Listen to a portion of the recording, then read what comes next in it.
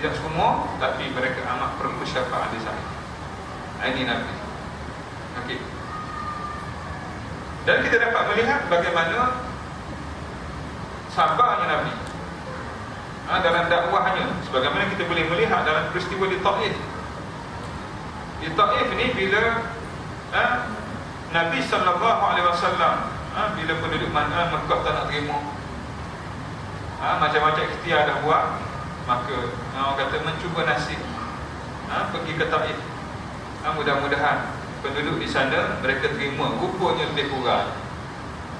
Nabi dicela, dimaki, bahkan anak-anak muda telah menyakiti Nabi, baling dengan batu sehingga berdarah.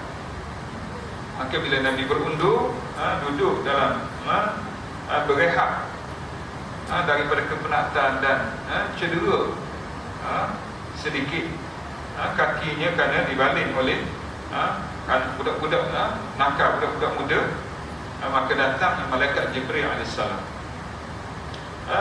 Setelah Nabi berdoa kepada Allah, mengaku akan kelemahannya, mengaku akan tidak dapat untuk menyatakan Islam kepada mereka, maka Nabi Jibril, malaikat Jibril datang kepada Nabi menyatakan sesungguhnya Allah telah mendengar doa, dan Allah telah putuskan bersama dengan aku dua malaikat yang jaga bukit besar, Al-Akshabain, bukit besar ni. Okey. Kalau kita ni bukan sekadar bukit gunung ataupun banjaran. Kalau dia empat, memang seorang pun tak selamat. Okey, maka ya Rasulullah, perintahkanlah kepada dua malaikat ini, dia akan laksanakan apa saja. Sama ada nak menghancurkan, memusnahkan mereka, mereka akan buat, kerana Allah telah perintahkan demikian. Sedangkan Allah dah tahu lah. Dan kalau Allah direct melalui wahyu pun boleh, tapi nak beritahunya ialah begitu sekali, sampai dibawa secara langsung malaikat. Kalau kita di saat kita marah tu, macam-macam lah kita kata. Okay. Tapi itulah jiwa besar seorang Rasulullah SAW. Nabi kata, aku mengharapkan dalam doanya yang keluar pada tulang sulbi mereka ini ada mereka yang beriman dengan risalah yang aku bawa. Kemudian doa yang masyhur yang kita biasa dengar, Nabi berdoa, Allahumma hdi qaumi fa innahum la ya'lamun. Ya Allah, berikanlah hidayah, petunjuk kepada kaum aku, kerana mereka tak tahu. Kalau tahu, mereka tak tahu. Jadi ahli sejarah menyatakan kesan daripada doa Nabi, penduduk Taif tak ada orang yang murtad di saat kewafatan Nabi. Ada orang yang murtad yang telah diperangi oleh Abu Bakar, tapi penduduk Taif tak ada yang murtad, yang telah memeluk Islam selepas daripada itu. Ini doa Nabi, bukan jalan-jalan. Sebab itulah orang yang dapat doa daripada Nabi suka sangat. Sebagaimana ada 10 orang yang telah dijamin masuk syurga, yang Nabi umpamanya kepada Mukasyah bin Mihsan umpamanya, yang Nabi kata kamu ini salah seorang pada yang masuk syurga tanpa hisab. Suka sama-sama. Sebab doa Nabi ini bukan main-main. Okey. Namun kita dapat melihat bagaimana tingginya kesantunan Nabi SAW sehingga tak nak sebut benda buruk pada umat. Bahkan bila sebut benda buruk pada umatnya, Nabi lah yang paling mula sekali menitiskan air mata. Rasa sedih. Sebab apa? Sebab seolah-olah lebih pada anak dia, umat dia. Sebab itulah Nabi tak pernah jemu untuk mengajak umatnya untuk beriman kepada Allah. Hatta Abu Jahal tu memang bermusuh dengan Nabi, tapi Nabi ajak bukan sekali dua, berulang-ulang kali Nabi ajak supaya beriman. Namun oleh kerana tak beriman, macam jadi dalam ayat ni jelas, Nabi kata kullu ummati yadkhulunal jannah, setiap umat aku akan masuk syurga kecuali mereka yang enggan maknanya yang satu lagi lah. Ada dua, yang tak syurga neraka, bermakna yang satu lagi itu neraka. Tapi Nabi tak sebut nama neraka. Okey. Jadi bila ditanya sekali lagi oleh sahabat tanya, siapakah yang enggan itu, hai Rasulullah? Nabi kata, siapa yang taat kepada aku akan masuk syurga. sekali lagi syurga. Tak ada sebut lah. Tapi siapa yang tak taat kepada aku, tak ikut ajaran aku, dia enggan. Enggan ke syurga maknanya dia ke neraka. Sekali lagi Nabi tak sebut neraka. Dua kali Nabi sebut nama syurga, dua kali Nabi tak sebut nama neraka, tapi mafhumnya difaham. Sebab sebab mungkin kalau kita kata on the way ke neraka, Nabi boleh hejah lagi. Kalau sebut neraka, maknanya dah confirm. Enggan ke syurga maknanya tak ada jalan lain dah. Ke arah tersebut dia akan tolong. Boleh buat apa dengan dia ni? Boleh bagi syafaat semasa dihisab, bagi syafaat. Tak boleh bagi syafaat masa dihisab, masuk neraka. Ada lagi nanti pergi cari neraka, ambil keluar neraka. Begini sekali kasih Nabi kepada umatnya. Sebab itulah kasih umatnya terhadap Nabi adalah perkara yang amat dimuliakan oleh Allah. Patutnya maknanya kita balas balik jasa Nabi. Namun Allah SWT beri rahmat sekali lagi kepada kita. Bagi siapa yang kasih kepada Nabi, Allah akan bagi rahmat mencurah-curah. Okey. Antaranya ialah antara kelebihan. Saya sebut sedikit saja. Banyak mungkin dah ada perbahasan tentang cinta kepada Nabi dan surah Al-Baqarah. Okey. Ataupun Maulidur Rasul pun sebutlah. Okey, antaranya ialah yang nak sebut dalam beberapa kitab yang anda baca. Antaranya disebut oleh Syekh Al-Fatani dalam kitab dia berdasarkan pada dua riwayat, menyatakan bahawa yang pertamanya ialah doa yang kita berdoa ini sama ada akan diterima oleh Allah Subhanahu Wa Taala. Anda tak ingat matan hadis tersebut? Sama ada dia akan diterima oleh Allah ataupun Allah tak terima. Kecuali doa kita untuk Nabi, pasti Allah terima. Ternyata. Yang kedua ni ialah bila kita berdoa, doa kita akan naik di antara langit dan bumi. Okey. Maknanya dia akan nak tengok diterima ataupun tidak, sehinggalah doa tersebut terkandung di dalamnya selawat ataupun pujian kepada Nabi, maka doa itu akan diterima. Ini dua riwayat.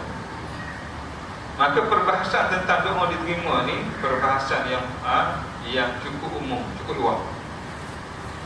Berkemungkinan Allah terima sungguh doa kita bila kita selawat kepada Nabi.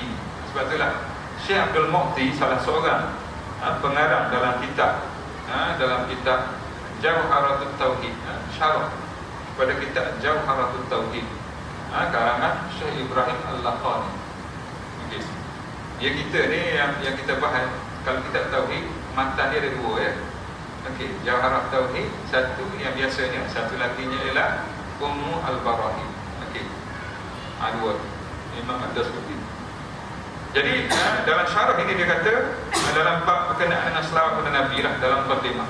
Dia kata seseorang Muslim hendaklah sentiasa berselawat kepada Nabi di awal doanya dan di akhir doa. Sebab dasarkan kelebihan tadi. Maknanya di awal niat tadi, maknanya kita puji Allah dulu, kan? Lepas tu baru kita selawat. Sebagaimana khutbah rukuknya ialah memuji Allah, selawat. Kalau tinggal yang ni tak sah. Okey. Kenapa? Kerana berdasarkan pada hadis tadi. Mudah-mudahan kita puji Allah dan kita selawat kepada Nabi. Sebab itulah alhamdulillah rabbil alamin wassalatu wassalam, ataupun gunalah macam mana bentuk selawat ni. Kemudian kita akhir juga di akhir kita wassallallahu ala sayyidina Muhammadin wa ala alihi wa ashabihi ajmain dan sebagainya lagi. Mudah-mudahan permulaan dimulakan dengan selawat, akhir di akhir dengan selawat, maka yang disebut dalam riwayat tadi Allah akan terima doa kita. Mudah-mudahan Allah terima doa kita keseluruhan sekali. Sebab mula-mula sebut nama Nabi, Allah terima. Akhir sebut nama Nabi, Allah terima. Allah terima habis doa itu. Sepatutnya tak lulu. Tak lulu sepatutnya. Oleh kerana sebut nama Nabi, insan yang paling dikasihi oleh Allah, maka Allah ambil cara orang kata borong, package, terima habis. Berkemungkinan macam tu. Okey. Berkemungkinan macam tu.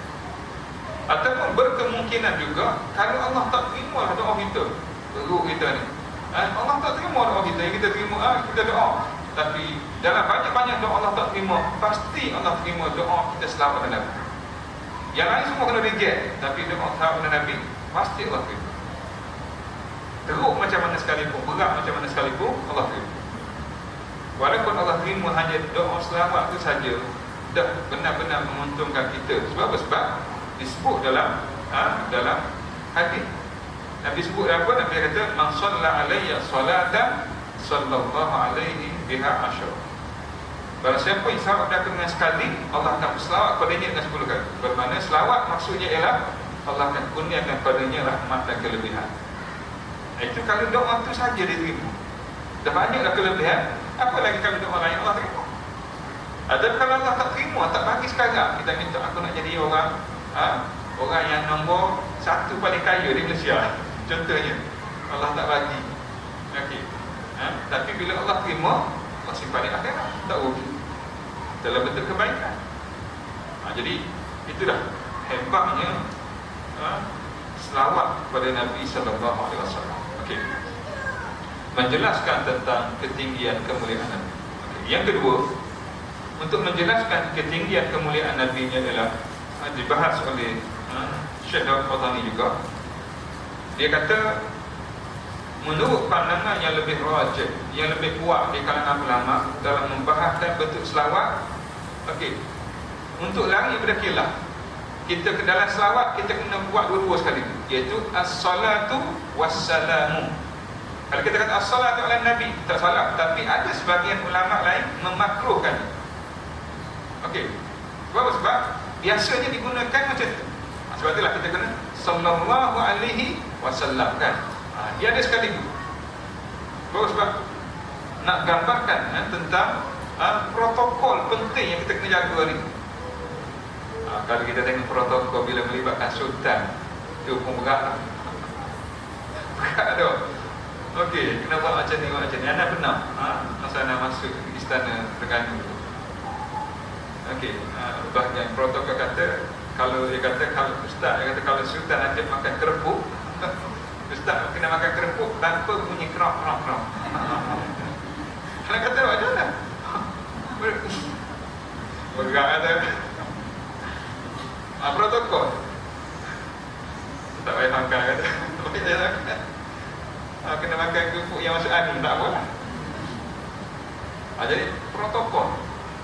Dan kita pernah mencadangkan pada masa Sultan Nizam jadi agung, untuk menunjukkan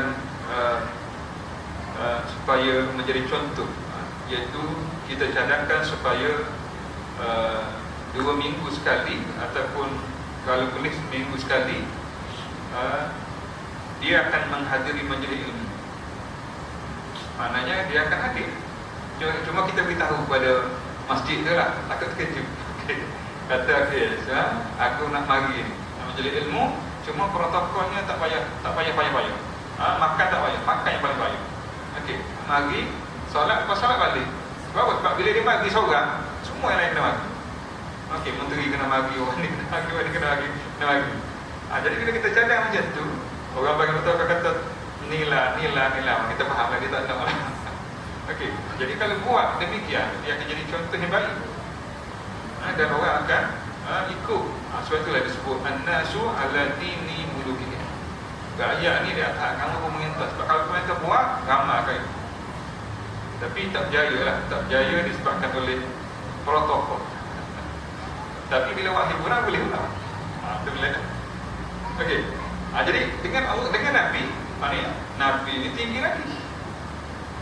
Jadi antara protokol yang perlu kita jaga ni ialah, antaranya ialah bila kita sebut selawat, jangan selawat saja. Para ulama kita sebut, kena sebut as-salatu wassalam. Sebab apa? Sebab dia doa paling, orang kata doa yang paling special, as-salatu, okey, wassalam. Sebab apa? Sebab para ulama kita juga sebut, sebagaimana yang telah dinafalkan oleh Syekh Al-Fatani juga, dia kata kita antara doa special yang kita boleh gunanya ialah kita boleh menggunakan kalimat as-salat. As-salat itu maknanya doa. Okey. Yang para ulama kita sebut as-salat itu menurut pandangan yang paling rajih, kita selawat kepada Nabi bukan bermakna kita minta supaya Allah beri rahmat kepada Nabi semata-mata. Okey. Kalau kita selawat kepada orang, itulah maknanya man shalla alayya salatan sallallahu alaihi biha asyara. Siapa yang selawat kepada Nabi sekali, Allah akan selawat kepadanya. Allah selawat kepadanya bermakna Allah bagi rahmat, Allah bagi keberkatan, Allah bagi macam-macam kelebihan kepada kita. Tapi nak tunjuk istimewanya Nabi, Syariat Pantang dia kata berdasarkan pandangan yang lebih kuat, kita selawat kepada Nabi, dia bermakna kita minta bukan sekadar Allah bagi rahmat, sebab Nabi ini adalah pembawa rahmat. Wa ma arsalnaka illa rahmatan lil alamin. Nabi sendiri dah bawa rahmat. Jadi kalau kita selawat kepada Nabi sebagai pembawa rahmat, dia sudah baik, tapi tak cukup istimewa lagi. Lebih istimewanya ialah kita minta supaya bukan sekadar Allah bagi rahmat kepada Nabi, tapi Allah sentiasa mengangkat kemuliaan, ketinggian Nabi di sisi Allah. Setiap kali kita selawat, kita minta supaya diangkat kemuliaannya, ketinggiannya di sisi Allah. Itu maksud yang lebih kuat, berdasarkan kepada jumhur ulama, nak menunjukkan keistimewaan Nabi. Okey, bukan sekedar selawat betul tak? Tapi diangkat kemuliaan, tarafnya lebih mulia di sisi Allah Subhanahu wa taala. Dan bila kita selawat itu, sebagaimana anda sebut tadi, boleh guna doa selawat untuk orang lain. Okey, boleh. Nak doa selawat pada Pak Umar, pada Pak Ali, boleh. Tetapi tak boleh guna direct dia, kena guna tuan dia, iaitu Nabi tu, baru orang lain boleh buat. Okey.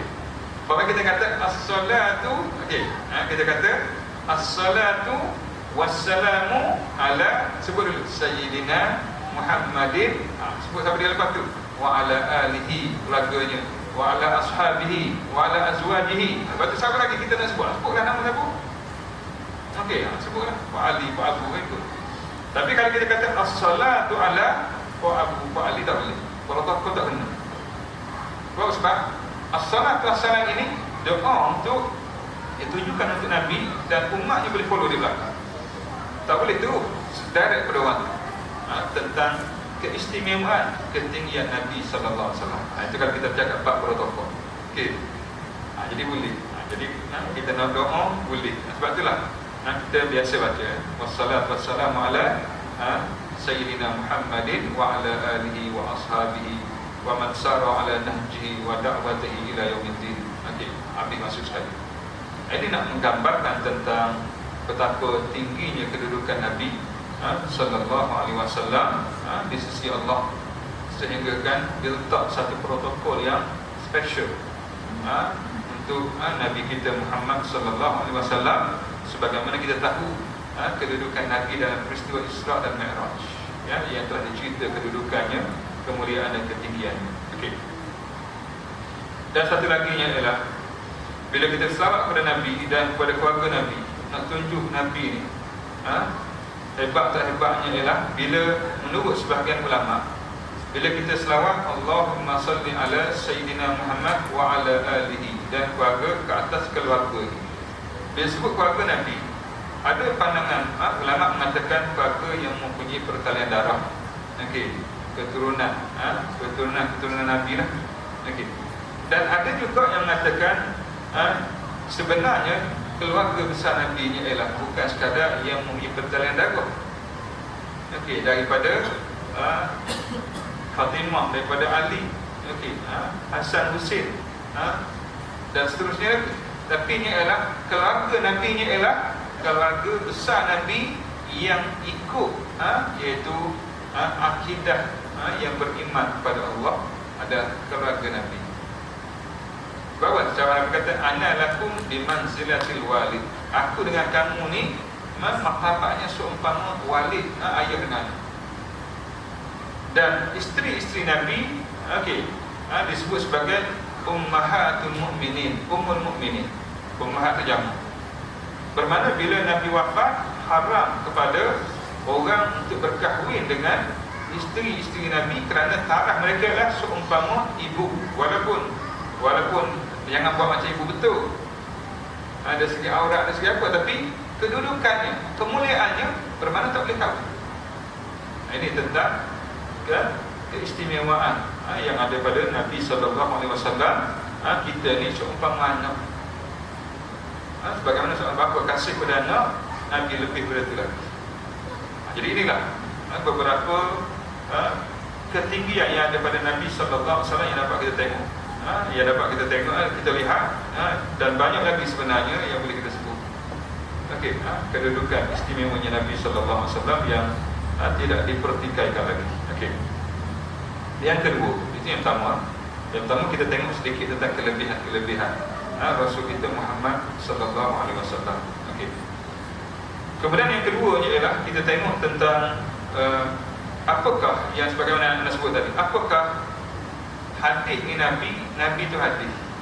Bermakna orang yang anti hadis bermakna dia anti pada Nabi ataupun tidak? Dia kata dia ini bukan anti pada Nabi, cuma dia tak terima hadis. Okey. Dan dalam masa yang sama juga kita boleh jawab tentang hadis palsu. Kenapa hadis palsu dinamakan hadis? Kan senang kalau tak sebut nama hadis. Kan? Sebut ini yang karut maru. Tapi terpaksa sebut hadis juga, hadis palsu. Ataupun dalam bahasa Arab hadis maudhu'. Okey, hadis maudhu' ada hadis palsu. Ataupun hadis matruk, nama hadis istilah.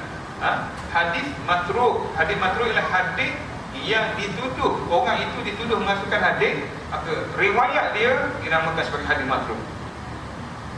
Jadi, dan yang tiga ialah hadis mungkar, hadis orang fasik, hadis yang terlalu banyak kesalahan. Tiga hadis ni memang sebenarnya bukan hadis. Tiga hadis ni dalam apa jua keadaan tak boleh diriwayatkan, walaupun baik macam mana sekalipun. Kalau nak sebut, okey, jangan guna sebagai hadis. Tapi contohnya, okey, berdasarkan pada apa yang telah disebut oleh Ibn Hibban, menyatakan utlubul ilma walau bisin itu dia bukan daripada Nabi, namun maknanya memang makna yang tak salah. Jadi kalau nak guna, kita guna sebagai satu pernyataan. Kita boleh kata kila, dikatakan. Okey, tak payah kata dia sebagai hadis. Sebab Ibn Hibban menyatakan hadza la asla, tidak ada usul daripada Nabi. Bermakna mungkin daripada sahabat, mungkin daripada ulama-ulama ataupun daripada tabi'in dan sebagainya. Okey, jadi maknanya betul, namun dia bukan daripada Nabi sallallahu alaihi wasallam. Okey. Jadi untuk tengok keadaan tersebut, kita tengok apa makna hadis. Okey, hadisnya kalau dalam salah ada sebut ilmun, satu ilmu yastamilu ala naqli ma udhifa ila Nabi sallallahu alaihi wasallam. Ilmu yang mengandungi apa sahaja disandarkan kepada Nabi, dia hadis. Sebab itulah kita kena sebut hadis palsu. Sebab apa? Sebab memang palsu, tapi oleh kerana orang sandar kepada hadis Nabi, hadis cuma palsu. Itu tak akan kita macam tu. Okey. Jadi satu ilmu apa sahaja disandarkan kepada Nabi adalah hadis. Ada 4 benda yang disandarkan kepada Nabi. Sama ada min qaulin, perkataan yang Nabi kata, qala Rasulullah. Okey, kaza wa kaza. Itu hadis lah. Sebab Nabi yang kata, orang sandar kepada Nabi, Nabi kata. Masalah Nabi tak kata ke ataupun apa ke, tapi bila orang kata Nabi yang kata, dia tetap hadis. Cuma tengok pula lah dia punya status dia punya kedudukan dia, boleh terima ataupun tidak, ada otoriti ataupun tidak. Okey, itu yang pertama. Yang kedua, au fi'lin ataupun perbuatan. Okey, perbuatan Nabi contohnya apa dia? Contohnya solat. Nabi kata sallu kama ra'aitumuni usalli. Kamu solatlah sebagaimana kamu tengok aku solat. Bermakna perbuatan Nabi. Dan orang yang paling banyak